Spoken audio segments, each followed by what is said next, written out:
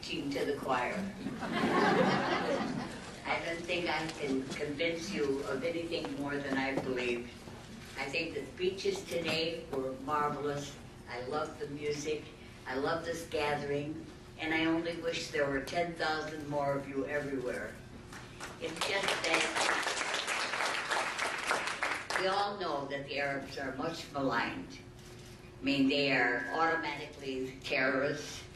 I was called the Hezbollah at the White House, Hamas, and everything else. But I never bowed to those kind of slurs because I know who I am. I'm an American. And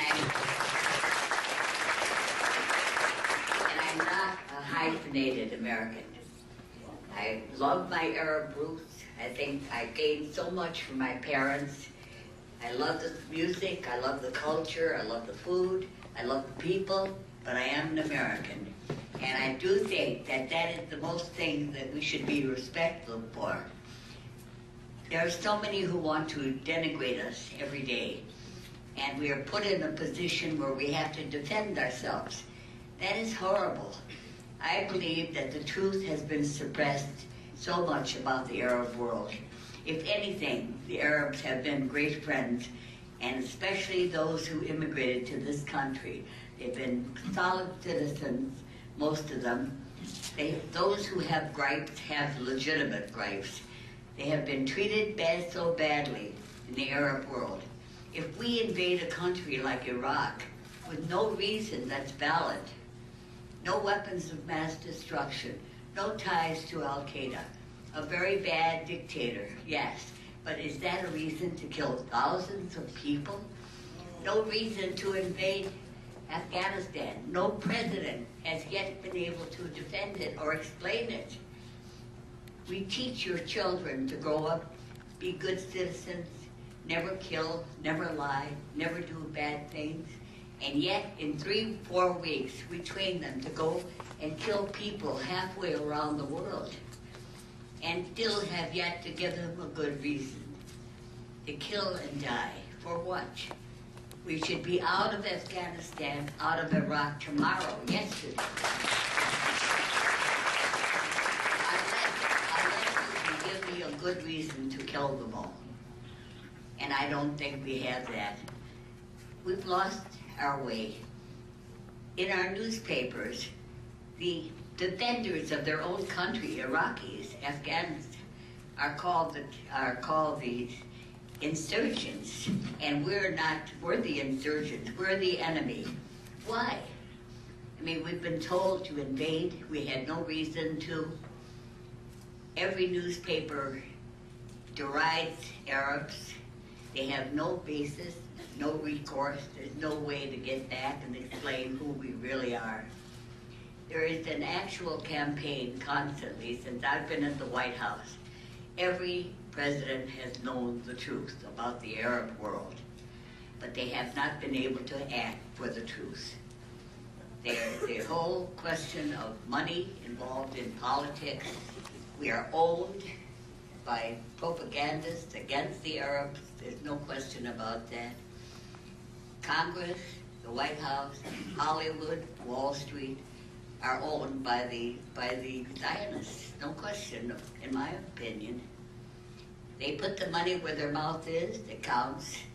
So, I mean, for us to be called the militants and so forth, we're being pushed into a wrong direction in every way. I hate the fact that the Arabs who gave so much to this country are so maligned. I'm very emotional about this. I have been since I went to Washington, and I found such terrible lies. But there have been some good presidents. There was Eisenhower, who told the British, the French, and the Israelis to get the hell out of Suez. And you know what? They got out in 1956. He said, no, you can't go. And he was running for re-election. He put his courage on the line and showed that you could tell the American people the truth. And he won. Adlai Stevenson supported the invasion. Every time there's been an Arab-Israeli war, the U.S. has been on the side of the Israelis, even when their countries have been invaded. How do you explain this? I do believe that someday the truth will be out. I do believe the Arabs are great Americans, and I do believe that their children have suffered a lot because obviously they're called names in schools, which we should do something about. But blacks have suffered even more in this country. We had a great civil rights movement. We should have a great Arab rights movement.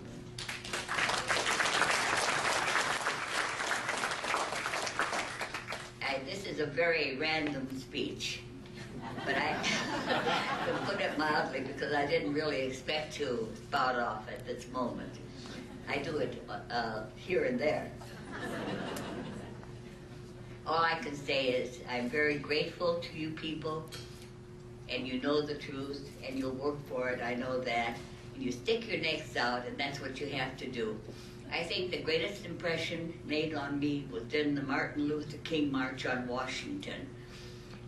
A rabbi, Martin Luther King made the great speech, I Have a Dream, and we all remember that.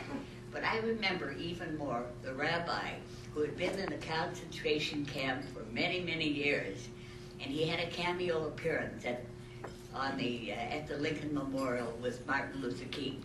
And he said, the greatest sin of all in the Nazi era was silence. So we have to speak up for our rights, even at a price, even at a cost. Thank you.